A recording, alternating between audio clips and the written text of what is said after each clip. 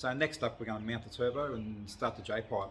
As you can see, I've got a T3 and a T4 flange, manifold's T3 and the turbo's T4. So we'll have to make them work. I've also got some 2-inch nominal bore pipe, and as you can see that way, it's pretty close. It shouldn't take a lot of work to make that work. The T4 now, the T4 on the other hand will probably take a bit more work, but yeah, at least it's the same width, so we can do something with it. So this 2-inch pipe, they measure it nominal bore, which means the inside measurement, and the reason they do that is so that they can calculate the volume or the area inside the pipe. For us, that's not that crucial, but yeah. So we'll go over to the car now and we'll get it set up. So what I'm going to do here, I've got this bit of scrap that I've drilled a couple of holes in.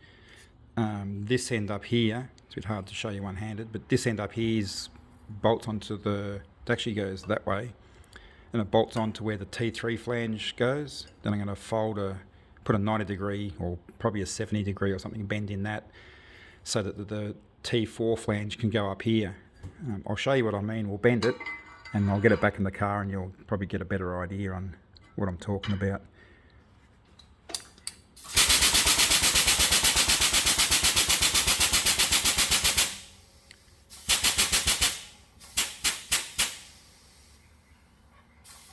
I reckon that might be enough.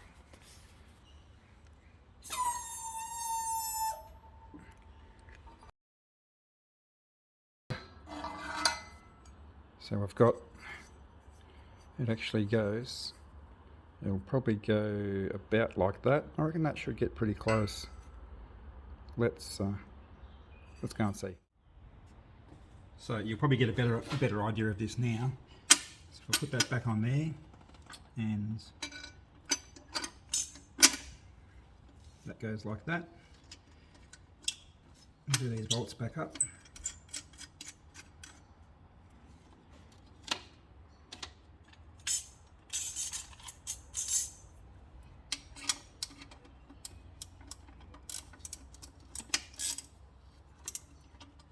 Righto.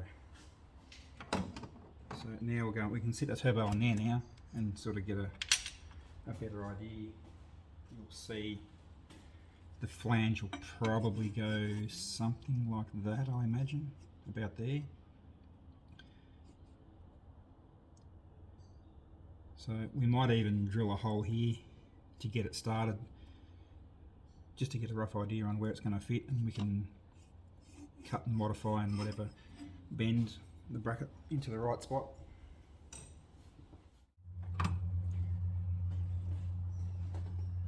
Righto, so I've got my hole in there. Now we're going to put this, it's going to end up sort of probably somewhere like there. So pop this bit on, a bit of bolt in it so we can get some idea of what it looks like. Just see if we're even somewhere in the ballpark.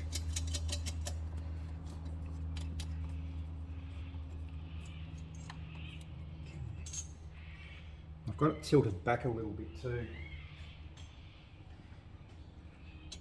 15. That'll do. 16 of these.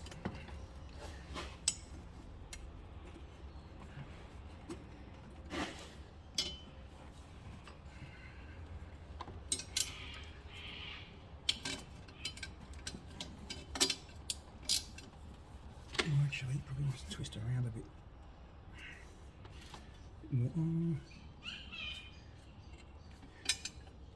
I reckon that'll be it there.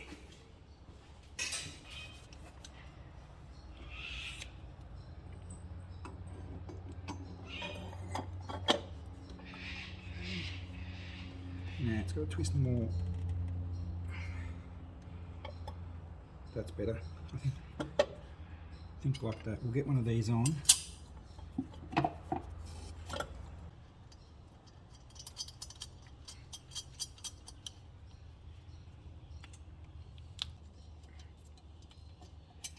Just pop one of these plates on, I think, for now.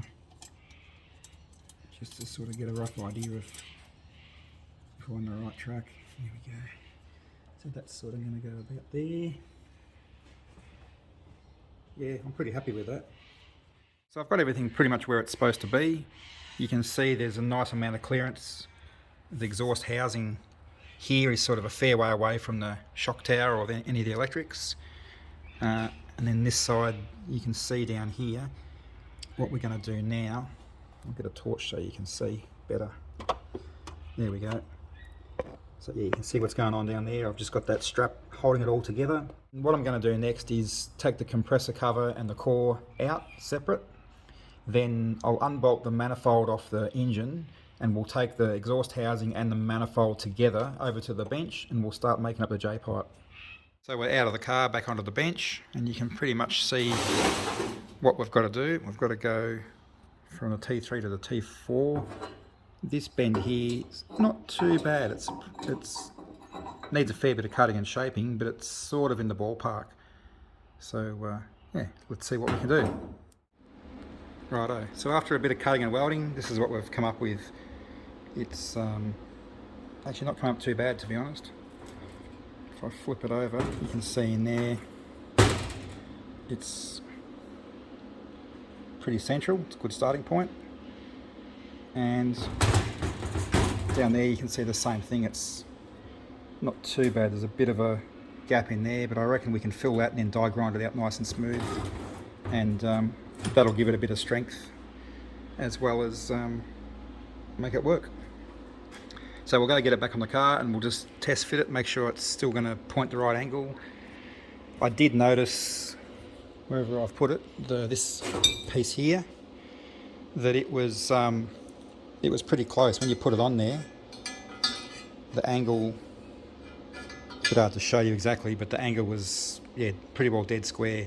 So I'd say it should be right, but just to be 100%, we'll go on, before I weld anything together or make any more of it, we'll make sure it's actually going to fit, and then we can work from there. So it's back on the car and looks like everything fits up pretty good. We've still got a nice amount of clearance on this side. Same down there. Dump pipes still all pointing the right way. The air filter, still pretty happy with that. This lid, I could probably trim this back a little bit actually, so the bend comes around. Actually, I might do that so the actual air cleaner goes back a little bit. The bend will come sort of out there. I think that'll be better. That'll give this a little bit more. That's only a splash guard sort of thing anyway. So yeah, so that's pretty good. You can see the pipe down there. So what we might do now, I guess, is pull it all apart again and continue cutting and welding. I suppose I can probably finish it right off now, the J-pipe part of it, because it's not going to move enough to cause any grief, I don't think. Righto, so this is where we're at. You can see there I've cut quite a few pieces out of one of the bends, and we've got this piece here. It fits in pretty good. There's a lot of cleaning up to do yet. As you can see in here, I've blown it out with the plasma cutter, but I've still got a lot of cleaning up here to do and just to smooth it all over. I'm also going to sort of knife edge the split part of the pulse, or the port I should say, in there. But yeah, you can see there, this one's a nice transition and it actually fits on pretty good.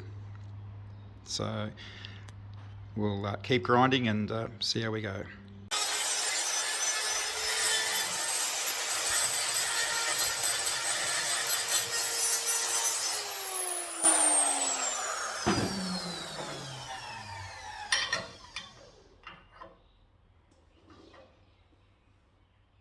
So that's getting pretty close now. Little tech tip I think I've picked up along the way is this is your normal die grinder. This is a Bosch one. I think this was about 190 bucks or something like that. I've had it for quite a few years, as you can see. It does a good job, but my favourite ones, the go-to, is these ones here. What these are is it's actually a little 1/4 inch shank on the end of it, and they're actually a laminate trimmer. It's got a fitting that goes over here with a big jigger down the bottom, and it's for trimming laminate. You can get them from Bunnings for, I think they're about $60, something like that. I ripple the end off it, throw that in the bin, and these are variable speed, so you can have it just ticking over like that. Yeah, so you can speed it up. What that allows you to do is to put the bigger end, like a flapper wheel like that for instance, in the end of it. So I think the flapper wheels are only rated at, what's it say on it? No, it doesn't actually say. I think they're 4,000 I guess, maybe something like that. This one is, what's it spin at? Goes up to 28,000. So you can slow it right down for a flapper wheel and it's not going to shake to bits. One thing you've got to be careful of, like you have to with all of them, is if you stick it in an area like this, or usually in a sort of small hole or small space, if you're not holding it firmly, it can jump around and shake around in there. What that'll do is it'll bend the shaft. It'll do it on one of these easily, but it will also do it on one of these too. I've had a couple of these over the years with bent shafts, and they do your head in when they're bent. They're very annoying. But these ones, if you do get a bent shaft, you can actually, I've hit them straight, but you can't actually see it, but you can feel it when you're using it. They're just not right. But for $60, throw it in the bin, buy another one. Happy days. So I'll just do a little bit more up in here, and I reckon we might be getting pretty close.